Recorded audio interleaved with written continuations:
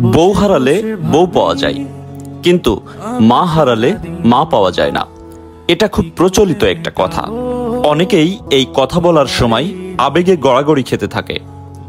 এমন একটা ভাব দেখায়, মনে হয় মায়ের জন্য তার ভালোবাসার শেষ নেই। আর বউ ডাস্টবিনের ময়লা, মন চাইলে ছুঁড়ে ফেলে দিবেন। সেই সব ব্যক্তিদের উদ্দেশ্যে কিছু কথা। মা আর বউ এই দুইজন দুই মেরুর। একজন হলেন জননী, অন্যজন হলেন সহধর্মিণী। মা জন্মদাত্রী, যার কোনো তুলনা হয় না।